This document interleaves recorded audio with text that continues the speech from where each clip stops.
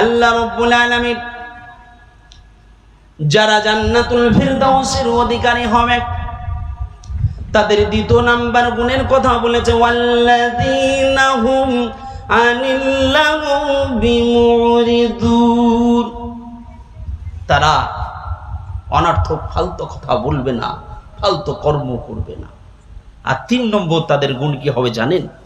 ওয়াল্লাযীনা হুম লিযাকাতি ফাইলুন, তাদের নিসাব পরিমাণ যখন মাল হয়ে যাবে তারা যাকাত আদায় করবে।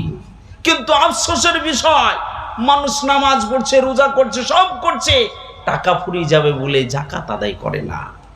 কিছু মানুষ আছে বড় লোক, অনেক অর্থের মালিক, সে নামাজ পড়ে 5 ওয়াক্ত, কিন্তু সে নামাজ পড়ে ঠিক মতন, কিন্তু যাকাত আদায় করে না। আফসোস, যাকাত আদায় করতেই হবে। যেমন আপনার জন্য নামাজ ফরজ, আপনার যেমন রোজা ফরজ, আপনার উপরে যেমন বিবির পর্দা করা ফরজ, আপনার জন্য যদি নিসাব পরিমাণ মাল হয়ে যায়, আপনার জন্য যাকাতটাও আপনার জন্য ফরজ। যাকাত আদায় করতেই হবে আপনাকে, কেননা যাকাত আদায় না করলে সূরা তওবার মধ্যে আল্লাহ রাব্বুল আলামিন ঘোষণা করে দিয়েছে আযাবের কথা। আল্লাহ রাব্বুল আলামিন বলেছেন সূরা তওবার ভিতরে, ইয়াউমা ইউহমা আলাইহা ফি নারি জাহান্নামা ফাতুকুয়া বিহা জিবাহুহুম ওয়া জুনুবুহুম ওয়া জুহুরুহুম হাযা মা কানাজতুম লিআনফুসিকুম ফাযুকু মা কুনতুম তাকনিজুন।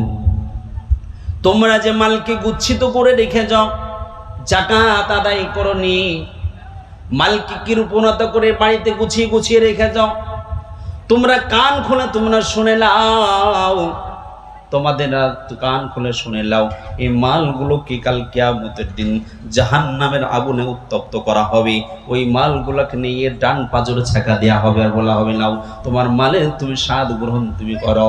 বামের দিকে ছাকা দেওয়া হবে, বামের দিকে যখন আপনার পাজরে ছাকা দেওয়া হবে, আপনার বলা হয় নাও তোমার মালের স্বাদ গ্রহণ করো।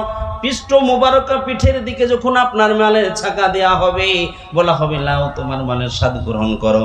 ও বাবজি আমার ভাইয়েরা, ও জনম দক্ষিণী মা, ও গর্ভধারী মা, আমার বোনেরা গো, একটু কান খুলে শুনুন।